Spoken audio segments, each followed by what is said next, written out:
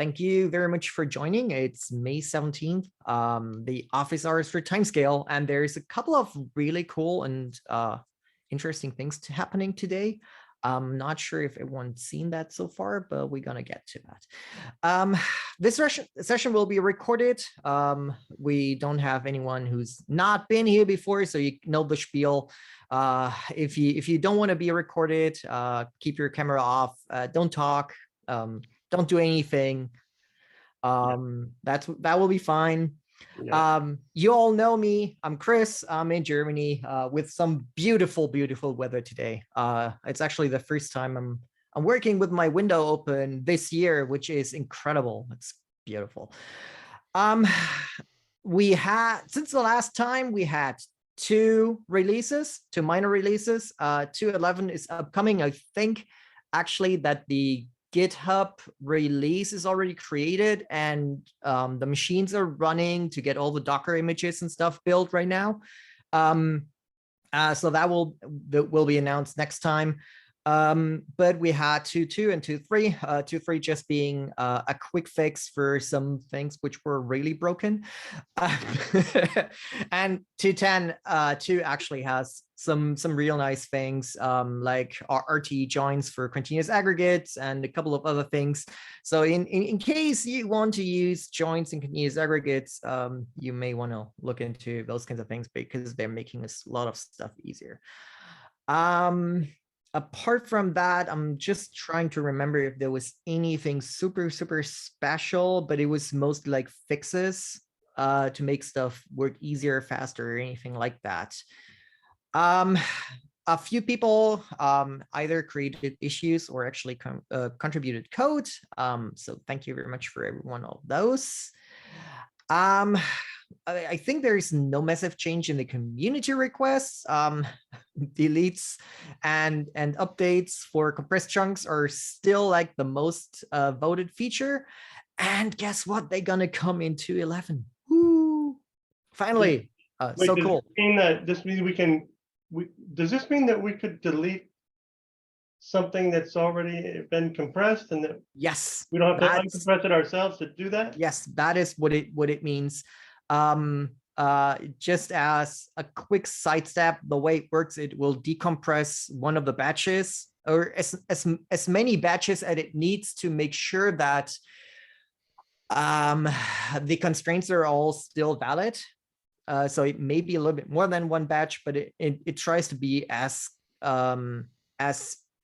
easy on those as possible.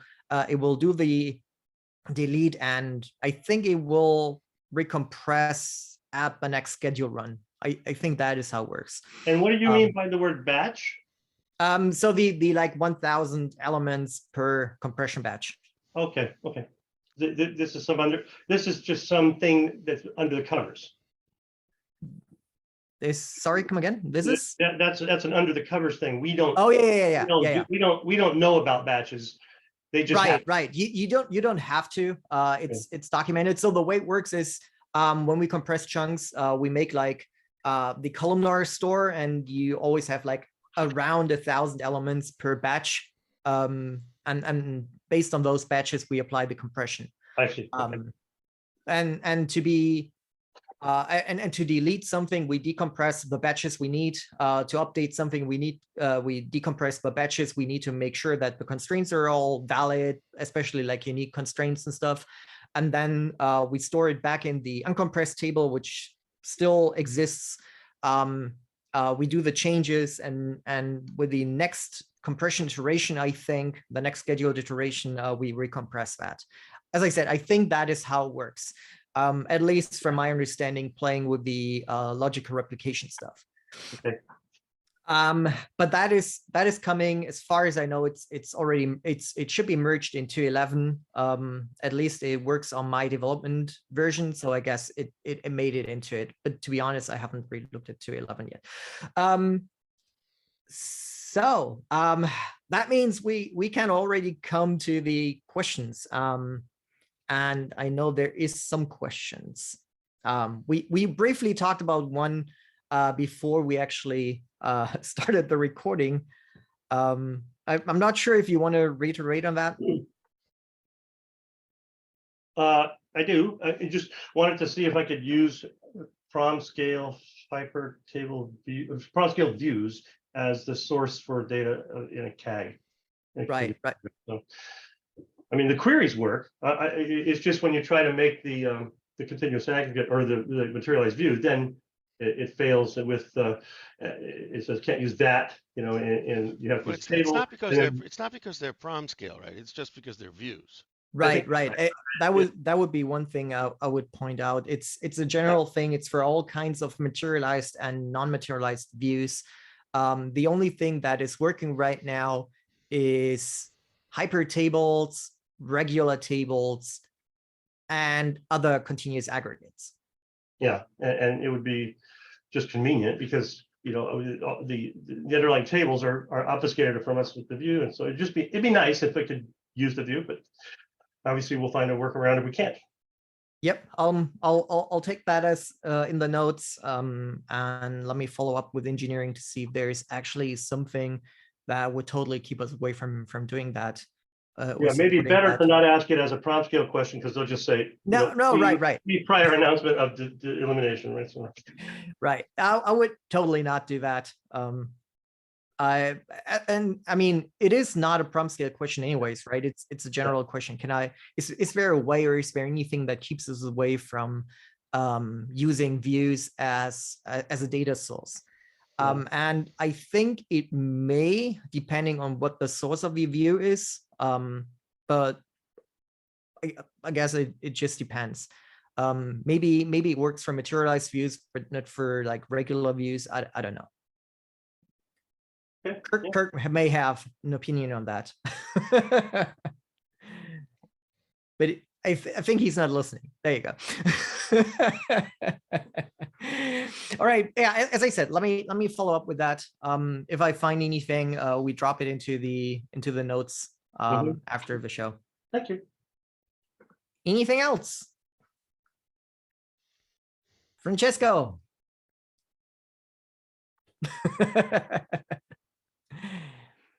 That was not a lot of questions. What's wrong with you guys?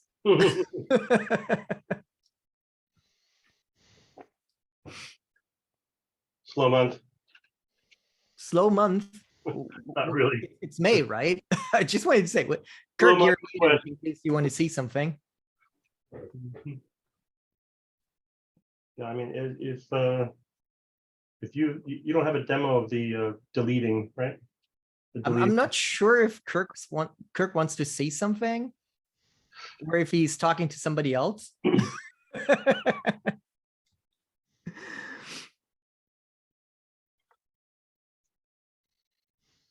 Yeah, there's a lot of stuff happening for us, and I think while Kirk is fixing his microphone in case he wants to, there is actually something that you may have not seen yet.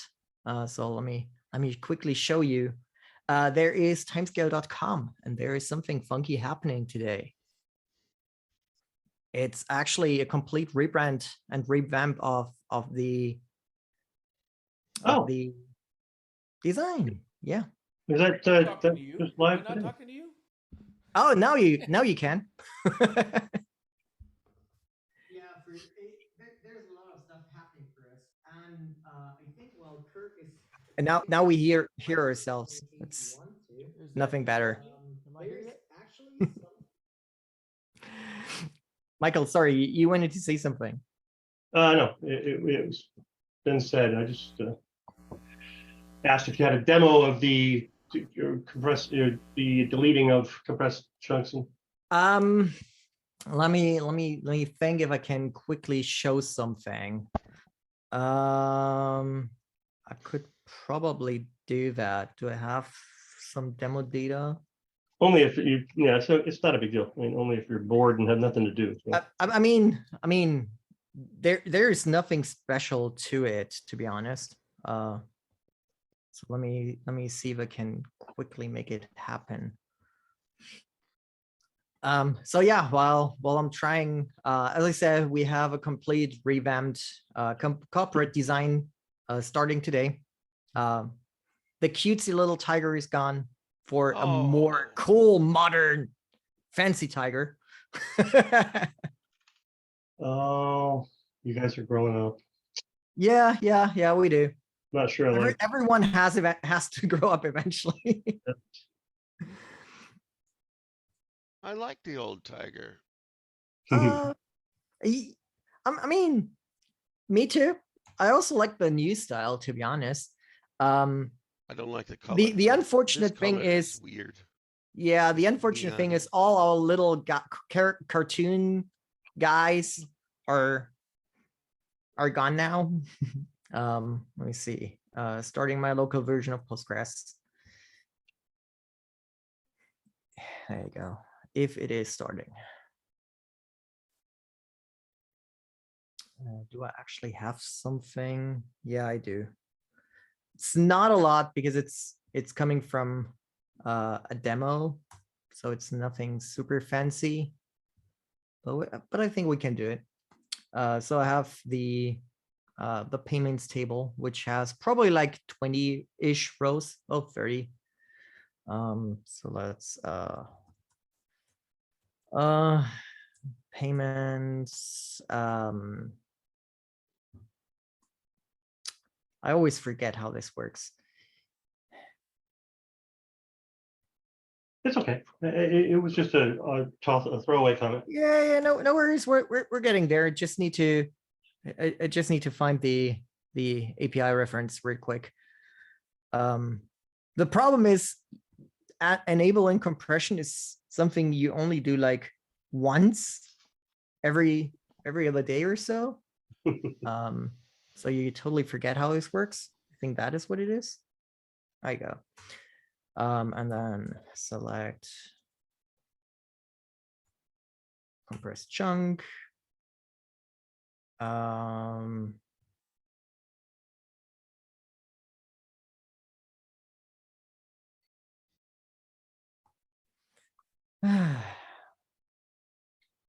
And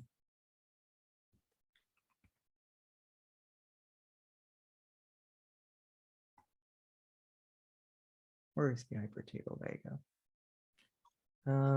377. So it's that one.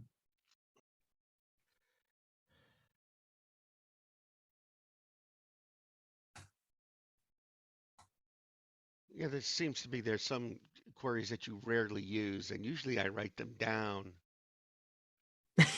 And then what happens is you forgot where you put them, and I forgot. Right. Yeah. Okay, so now that should be a compressed hyper table. And I can totally delete stuff from that. As I said, it's not fancy. Has it been compressed yet? I compressed it specifically. You manually compressed it. Yeah. So let me just make sure that it actually is compressed. 377. It has a compressed chunk ID. So yes, there you go. I mean, just not having to manage the whole decompress, do it, recompress. That's just yes. To be honest, I haven't tried it yet, so it may completely bail on me. Oh, I love it. Doesn't. Yes. I love the three things for the first time. All right. So number 19 is gone. The issue was not only the extra effort required, but the amount of time that was required to decompress, delete, recompress. Yes. Right. And we see it's still compressed. What it did is it decompressed some part of it. So let me see if I can. To be honest, it probably decompressed everything because it was just like a 30 so small rows or something. Yeah. Let me see how much it actually decompressed now. I mean, so this doesn't really tell us, Michael, if it does. Much faster, right? You have to repeat that, Frank. I missed it. So when we tried to do this in the past, it was the amount of time that it took to decompress and recompress. This may be easier to do, but it may not be faster. Oh, that's it is faster. It is faster because you're only decompressing parts of the compressed chunk. So we know exactly in what kind of batches the data is. So we only decompress what is absolutely necessary.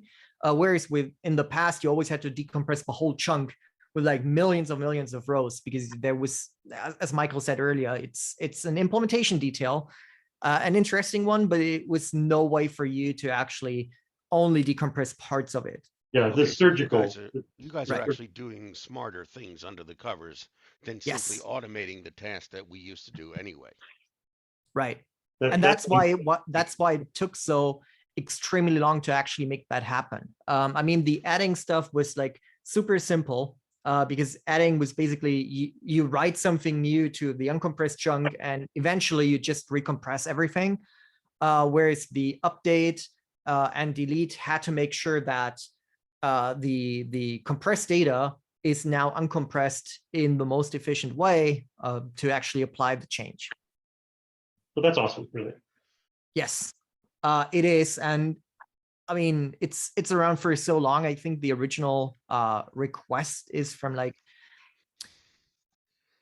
2019, 2020-ish. That's in there forever, because it's an obvious kind of request, right? When you do, well, maybe 2020, because it was compression. So I think it might be around that time. But it was certainly long before I joined, and I would have loved to see that with my company. Right. Oh, no, I think everyone loved to see that. And it makes compression much easier to work with right now, because in the past, when you had to do batch inserts of old data, or you had to change data or delete data, it was always a big complication. If you still need to delete data based on GDPR or CCPA or whatever requirements, I'm not sure if that is the most efficient way to do it. If you really want to delete data, or if you want to find better ways like separate hypertables or anything like that. Yeah, we'd rather not think about that. We'd rather just have you guys think about it, and we do whatever we want. Like, oh, delete this. You know, we don't have to think about it. Speaking of things that we would rather not have to think about, we'd rather you took care of them. Any update on any improvements or standardized supported ways to do replication or backups? Your favorite topic. Well, I mean, no, we would like to not have reams and reams of custom code, or, kind of extra software, extra databases, extra scripts, third-party things, etc. I get that. But the answer is still the same. And to be honest, I think it will be the same in 2 years, 3 years time. People are super happy with Patroni and PG backrest, or other combinations of whatever is out there. And as far as I know, we use the same things internally for the Timescale Cloud. Apart from EBS snapshots, as far as I know, but I'm not super deep into the cloud stuff. So those kinds of things, I don't think they will change. Do you know of anybody who's using block level replication to? I know that some people in the community actually played with ZFS. Yeah. Exactly. To different extents and different well, luck may be the best term to describe it.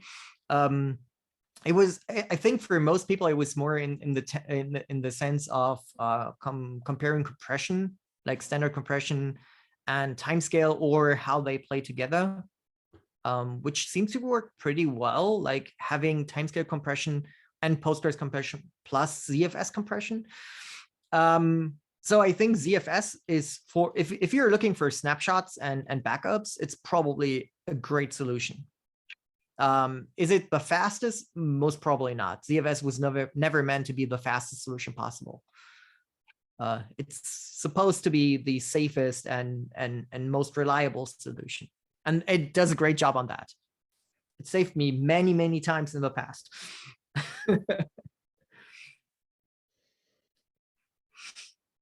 So no, I think you're gonna stay with third-party stuff like Patroni or custom scripts or whatever.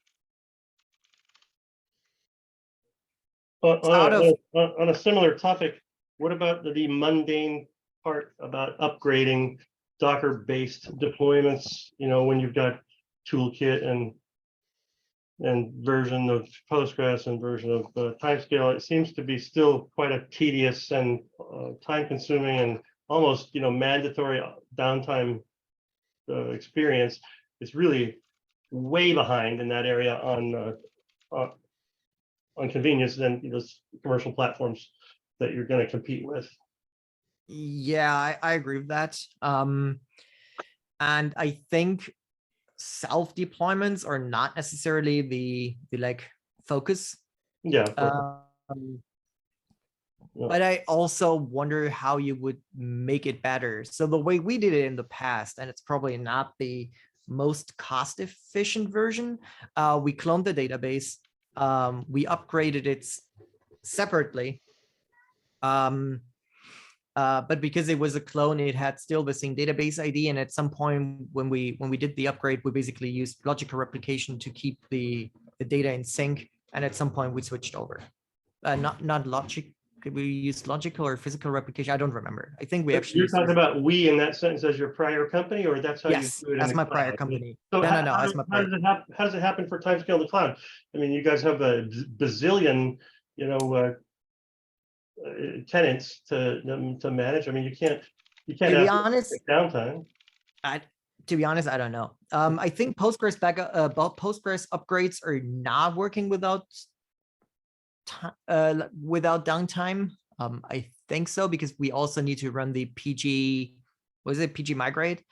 I know that they are looking into some magic to make that happen, as far as I know. Okay. But I have no idea how this actually works. And to be honest, I think it's probably something similar where they spin up a second container, do the migration while the initial one is still getting data, and then you replicate over those additional bits, something like that. But okay. I can at least ask and see if what the magic is. It would be interesting, to be honest. Yeah, I mean, that is not your differentiating characteristic of providing in the cloud. So it seems like maybe that wouldn't be a proprietary, you know, closely held knowledge. It would be great for downstream consumers like us to just basically do the same thing. I mean, we're not trying to compete. We're just trying to run on-prem. So. Yep. Let me actually write down this stuff now. View source for CAGG.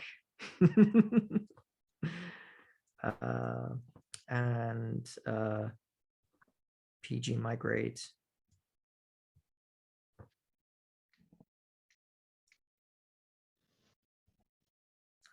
Without downtime. For the Timescale plugin, I think it's literally downtime of the container restart. So very minimal, and because we just could, you know, Frank could just buffer like we always do on the inside. So as that thing's going down and coming back up, the buffer takes over on the client ingestion there, client side of that ingestion, and then when it comes back up, it repopulates. So I think that's actually fine. If we get down to that level of downtime, that's essentially, you know, it's fixing the problem. Right. Linus, you can totally ask whenever there's a free spot. So no structure, no nothing. Yeah, as I said, I think for the standard Timescale upgrade, it is literally just restarting the container, or maybe they actually fall over, shutting down the replica, something like that. I could imagine that as well. So you upgrade the replica, then you fail over. But yeah, buffering in between would totally work as well, I guess. Especially for like short-term downtimes, like just restarting. So yeah, Linus, whatever you prefer. It doesn't matter. Depends on the language you speak, I guess. Exactly. I actually have like a suggestion / question about compression. I have a table with, there's like basically just a dates column or like timestamp column, and then there's a big int as a, you know, ID primary key basically. The thing is, has a really high sampling frequency or granularity, so it takes a lot of samples, meaning that I have to have the chunk size small because I don't have that much RAM at the machine. And the thing I noticed is that if you do compression on this, if you just add another column, like a small int or something, and then you take like a modulo 100 of the primary key. Let's assume the primary key is uniformly distributed, right? So it just becomes as many. And then you, in compression, you use segmentation on that instead. And then you use the real primary key as order by. You kind of get double the compression almost. Because it puts more rows in a single row, right? Right. So there's probably two things on that. So let me reiterate if I understand. So you're saying you get a higher compression rate when you use segment by based on a specific ID, which has it's just fictive, like a modulo 100 of the real one. Or something right. Like that. So you have like a million of different IDs and you use the modulo 100. So you get like around 10,000, 100,000. So you get 100 IDs. Something like that. Yeah, whatever. You get 100. You get 100 ones because it's like 0 to a 99. Yeah. But right. What I wanted to say, you get like 10 or 100,000 per modulo now. Really bad at math in my head. Whatever it is, I think it's 10. I think it's 10K. I wouldn't put my hand in fire. Well, so the reason why you sorry, go ahead. Yeah, it's like my suggestion. I understand why that would happen because it allows the compression to compress more data into one, like what do you call it, tuple basically, or tuple size. But my suggestion was if there is if there's any easy way to avoid the overhead of having that fictitious value created. I mean, maybe you can build it into the way that the planner retrieves the data or compression or something like that. Because then you don't have to add that small int column to the real table because it increases the size of all the open chunks. Right. So the reason you said it right. The reason why you see better compression is because we talked about that before you joined. You have those batches inside the compressed chunks, and you have multiple batches, and you always want to make sure that you have around 1,000 elements. So the standard batch size is 1,000. So you want to make sure that you have as many of those full or almost full as possible, and that's why when you use the modulo, you actually get much bigger chunk or much bigger batches. I even saw a suggestion on that already on GitHub. It's to not if you have 1,001, don't use 2, just increase it by 1, for example. Right, which is a really good idea. No, but I was meaning if it's hard to do, maybe not. But otherwise, I will just stick with my I would call it janky ass solution for now, or because I save a lot of memory on this. Yeah, I wonder. What I'm trying to think about if there's a reason why you normally don't want to do that. And my thinking is that most of the time people use segment by based on a customer ID, device ID, or anything like that. And a lot of tables don't even have some primary key or anything. So I think that is the reason why there's no standard support for it. Yeah, I mean, you could just use it as an optional parameter in the just as you have the segment kind of thing with the hypertable. You could just have use this and make 1,000 of them.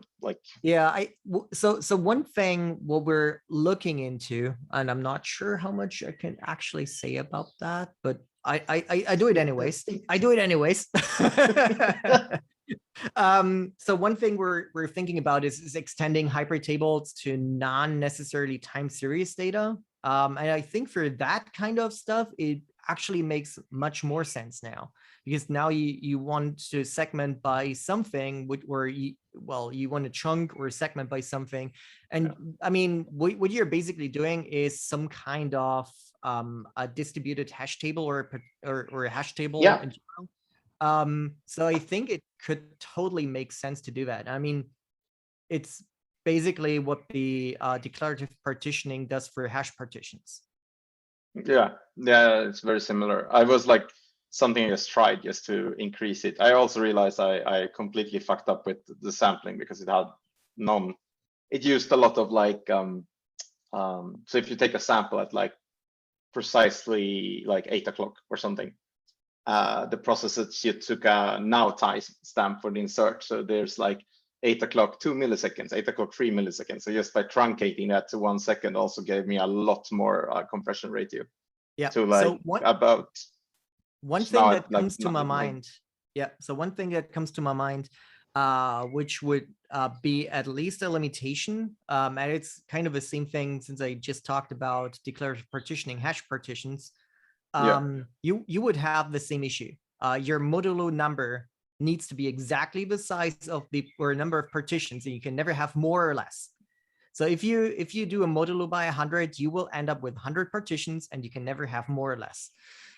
Yeah. Because otherwise you have to recalculate everything and repartition and resend and that's true. Like we don't have that. I mean, it's not a giant table in, you know, like all things considered, but it is like 150 gigabytes or something. But I have like currently my chunks is at like 99% compression or 99.2 or something, which is very nice.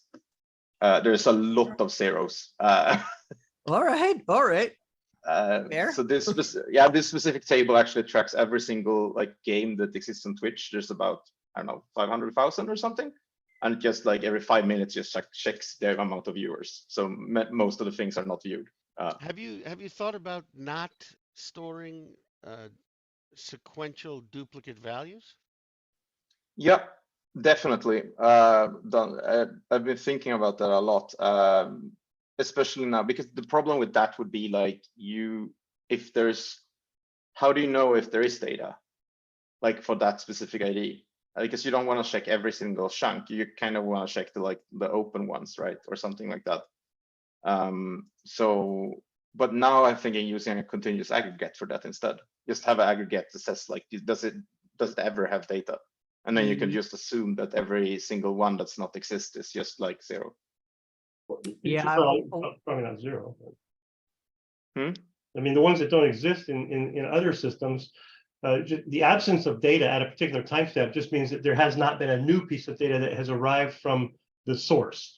Exactly. And so it's always the case that you have some way to carry that forward. I mean, there's lots of different algorithms and CAGGs implement one, like, you know, LCF or something, but that's artificial. You know, that's like artificially aligning data with your needs on the analytics side, and you know it's actually manufacturing data. It's not really. Yeah. Well, you know, it's a creative solution. If 0 is really the number that's occurring a lot of times, you know, you could use what's it called, Michael? The IEEE numeric standard. You mean NANS? Oh yeah. My favorite thing. IEEE arithmetic. You could, you know, make a convention that one of these special numbers, negative infinity, positive infinity, or non-number, means that this is the start of a duplicate sequence, and then just not store it again until it changes from 0 to something else. Why not store it anyway? No, I mean, and then you just wouldn't have to store, you know, however hundreds of thousands of values that would be duplicates.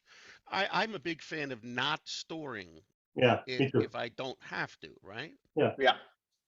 No, I mean, I've considered that, but since the compression rate was so fantastic, I mean, but there's no better compression ratio than not storing it. That's true. That's like 100%, right? Give me that's awesome. That's exactly what I was gonna say. Yeah, I mean, it increases the overhead for the queries instead of just like give me everything as a time series. But yeah, sure, I've been thinking of it actually. One problem is that there is actually like it's not 100%, so there is a certain percentage of loss. So a lot of the time it fails to actually get a sample because internet. So that's a different reason though. That's something else that happened in there in lieu of a value is, you know, communication breakdown. Yeah, but you don't, because you don't know, but the problem is you don't know how many there are. So there's no way to tell. Let's say you have 500 IDs. You don't know if there are values for these or actually valid information for half of them or 99% of them, or you have no idea of knowing because So it's not my device. So your issue would be that you don't know that there's a timestamp missing. So you wouldn't know that there's No, actually there would be no way of telling. right. Unless you knew that there exists one value before. That would be the only way. If there was existing ones, it will exist again. But have you played with the continuous aggregates and those 100 whatever chunks right now? Because that would be really interesting. I mean, you're basically constantly updating all chunks, which also means your ingest rate is probably lower because you're paging in and out chunk parts. I haven't actually. I will give that a shot. We just upgraded. I actually just wrote in the we just upgraded from 2.5. So 2.5 didn't have the best support for chunk or for continuous aggregates. So we upgraded because of So the reason I'm asking is because that means you're basically invalidating chunks over and over again. And that would mean you're basically recalculating the continuous aggregate all the time, like from scratch. All right. Yeah. So I don't think that will give you anything. Well, I mean, you wouldn't have to. I mean, once like there has been a week, the other data won't change. So you just don't have to update it at all. So. But the whole chunk is marked invalid the second you change it, and because you're constantly pushing data. No, but I'm just pushing today. It's just like new data. There's never any updates. Never. Right, but you only have 100 partitions, and you keep pushing data, so you end up. There's no partitioning. Chunks. There's no partitioning. It's just chunks. I mean, there's no partitioning at all in it. The chunks are your partitions, basically. That's what I'm saying. It's just chunks. It's just okay. Yeah. True. Right, and the chunk is being marked invalid the second you push something to it. But I don't. I mean, I don't. But I don't partition on. I mean, I don't partition on anything. The hypertable is just like you just use the timestamp. It's just compression ordering that's like using the special ID. Oh, okay. Yeah. Okay, got it. Right, you still have the time. You still have the time column. I thought you used the small int as the time dimension. Okay, got it. Yeah, okay. In this case, it could actually work. Yeah, it would be really interesting to see the results of that. Let me get back to you in a week. Absolutely. It certainly sounds like a fancy use case. Anyways, I think a lot of people can relate to the Twitch stuff. I don't. Yeah, it's extremely. Sure. I mean, it's extremely weird. We're doing this like as a. I mean, yeah. It's for us it's very nice with granular data, so like when we scrape something from the internet we have like scrape each 5 minutes or something, so it's a lot more than other people. I would have a lot of questions how you get around rate limits and stuff, but that is out of the scope of that call. All right. Yeah, not sure I could tell you. That's all right. Chris, could you just remind me the version of the toolkit that has the surgical deletes in it? Is it 2.11? It should be 2.11, yes. 2.11, and that's not out yet? As I said, I think the GitHub release was created last week, so you should see it on GitHub. I'm not sure if the Docker containers and the actual release and all kind of stuff is finished by now. Okay, cool. Thanks. So the way it works is we create the release on GitHub, and then everything else starts running, and it feels like it's running for a month or so. I don't know how long the actual creation takes, but it's running forever. And with the GitHub issues over the last couple of weeks, being on off and stuff, I think it may have taken a little bit longer. But just look at Docker Hub if it's not Docker Hub. What's the new one? Always forget the name. Yeah, whatever it is, just see if it's around, and it should totally work. Okay, cool. Thanks. All right, I got to drop early here today, but I appreciate the time and great work on that one feature. That's a long time coming. Thank you. My pleasure. It wasn't me, but my pleasure. All right. I'll send it onwards. Bye, everyone. Thanks. Bye. All right. Anything else? Any other question? I see there is a couple of new, well, I would say faces, but I only see names.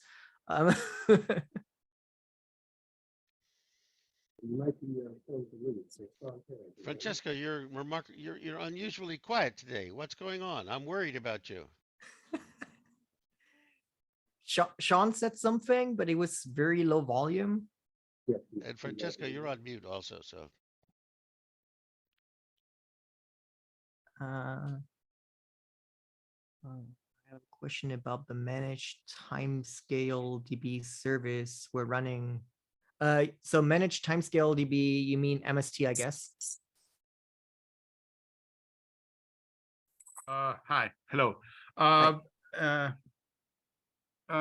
We are a financial firm. We collect tick data from several instruments and we store it, and we are using Timescale DB on Azure. I think they're managed via Ivan or something like that.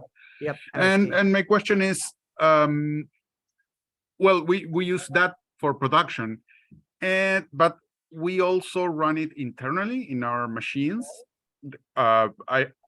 It's funny that you mentioned CFS compression. I have pretty good data on it because I use it extensively. But my question is,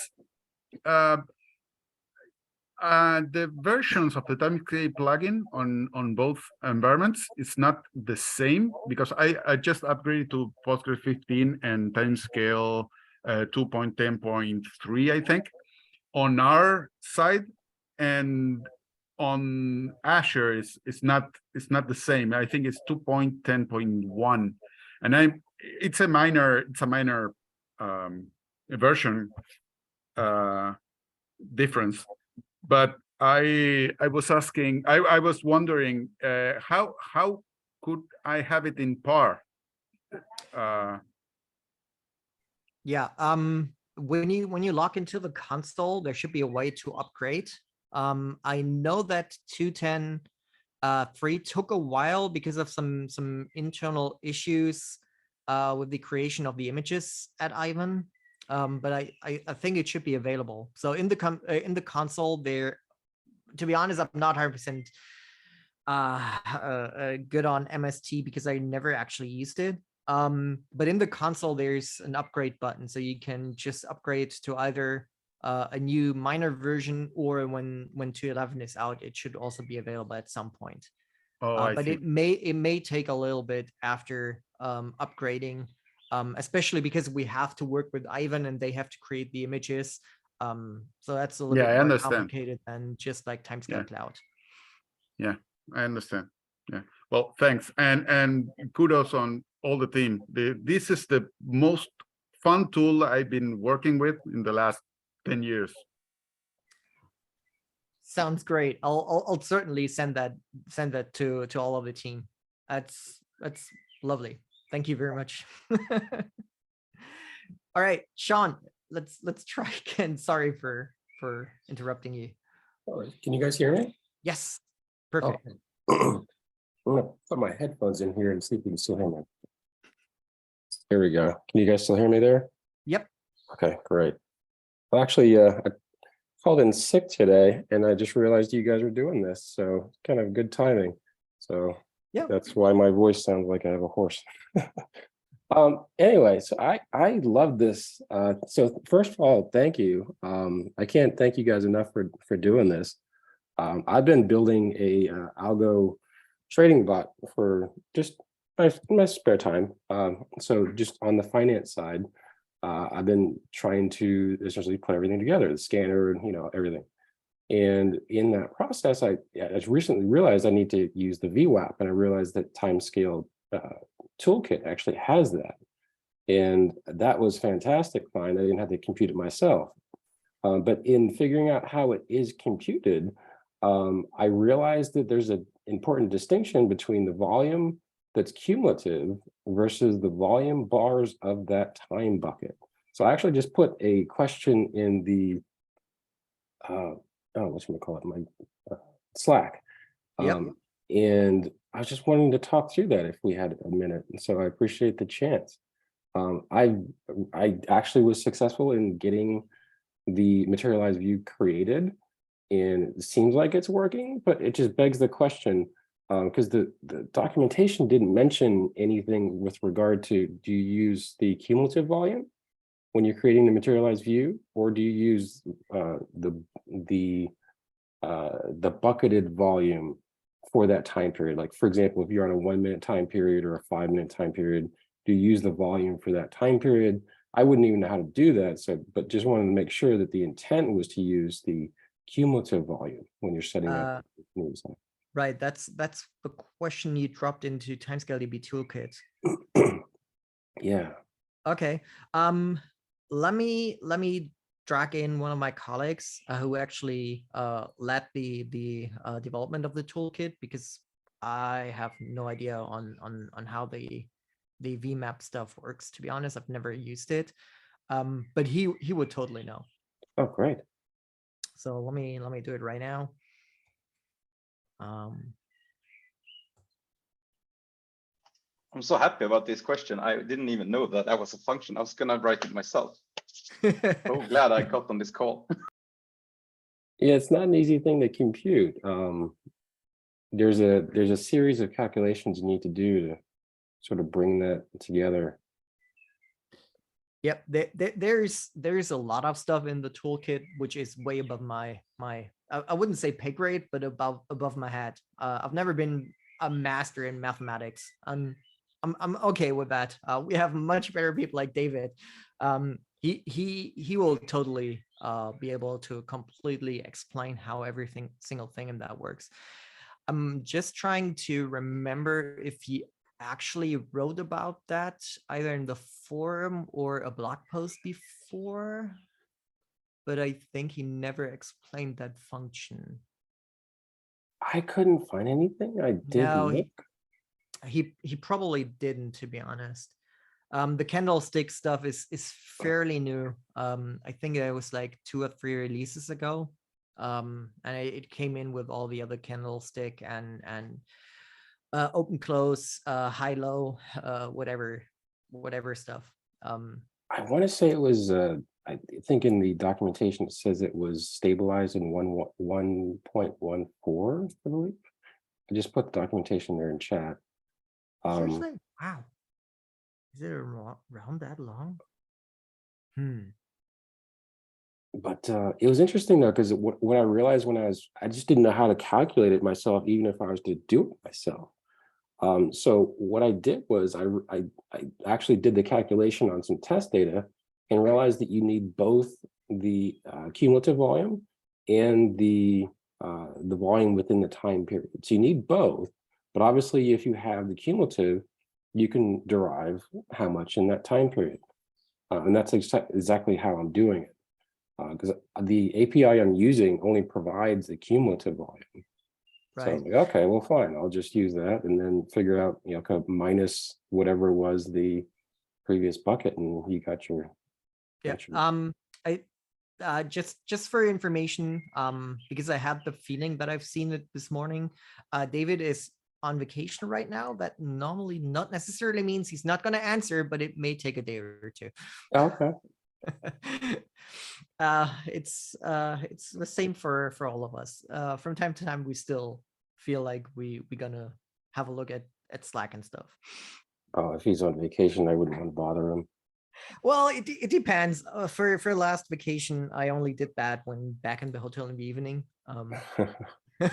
But I don't know. Sometimes it just feels wrong to leave the community completely all by its own. I did have another question then. Maybe if you had this might be an easier question. Mm-hmm. What's the best way to calculate the simple moving average?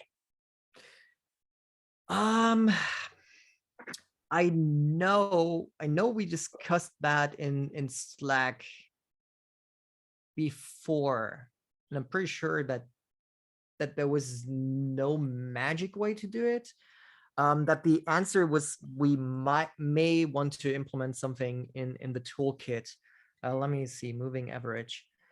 I'm I'm pretty sure I remember we had this discussion, not we as we, but we as the community had this discussion before.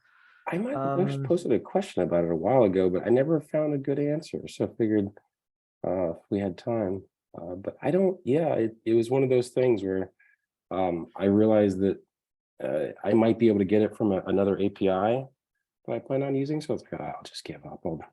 I'll wait for whenever I plan to use that API because. Yeah, just so there was something in the documentation before, but that is gone. Yeah, there was one from like 0.1.1. Yeah, right. Back when Mike answered all the questions, I remember it fondly. But I'm pretty sure that was just like a moving average discussion a couple of maybe 2 or 3 months ago, maybe even closer. But it may actually been you.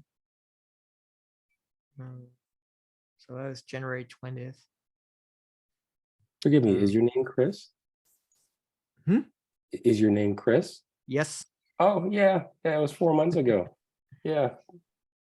Yeah, you replied. Let's see, what did I say? I said, is it possible to do a moving average with a hierarchical continuous aggregate? I don't see any examples. That was one question. Let's see, but that's not it. It seems to be the answer is to sort of do it on the fly. We can't really do that as. Yeah, I think that is the answer.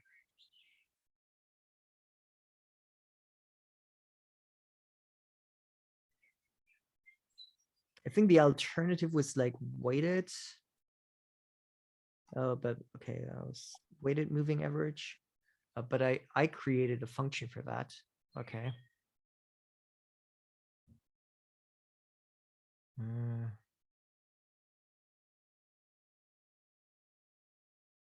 That was an internal discussion.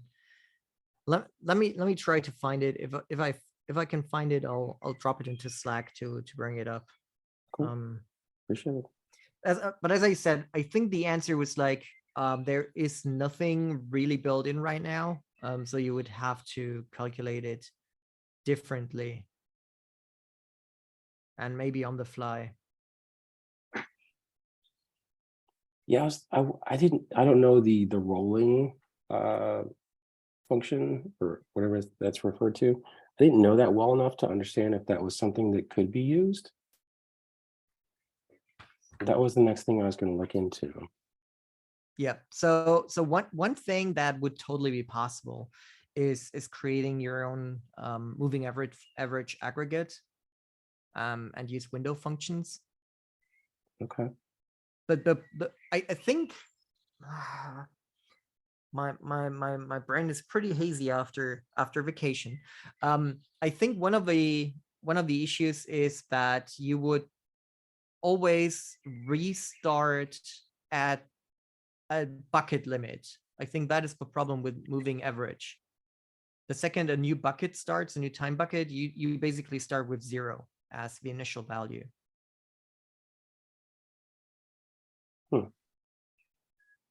At least that is some part of the issue. The issue I was running into was that if I get data that's multi-day, I don't want to use the prior days to influence the next day. Right. So you want to reset. Yeah. Because for example, if it's a 20 moving average, then you need the 20 previous periods to be able to calculate the the current. It's always a look back. So that was kind of a challenge. I didn't see a way to do that with continuous aggregates.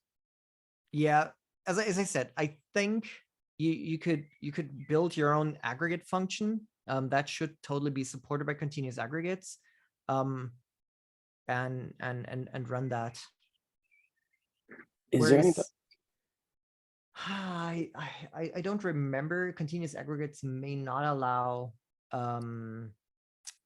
window functions. That's right. That was the key. And I think that was Yes. actually something Mike said in the Slack like years and years ago.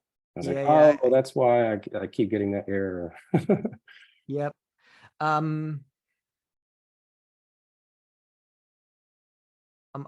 wonder if you could use StatsACG as an intermediate step and get the data from there when actually running the live query. But it would mean you have to understand the internals. Yeah, I have to think about that and maybe ask somebody. Okay. I wrote it down. That was moving average. What was the other thing again? The two things, yeah, it was moving average and the VWAP, or whether or not Oh it yeah, VMAP, right? volume weighted average price, the VWAP. Sorry, my voice is a little hoarse. So that is certainly David. All right. What are the what's the toolkit written in? Is it C? It's Rust. Rust. Okay. Cool. Yeah. That is mainly because there is the Postgres adapter for Rust, and because it's easier to make sure that you do not have any weird memory issues. Gotcha. But I'm not a Rust person, so that's Neither just am what I. I've been Yeah. told. All right. Any other question? Otherwise, we're at the top of the hour.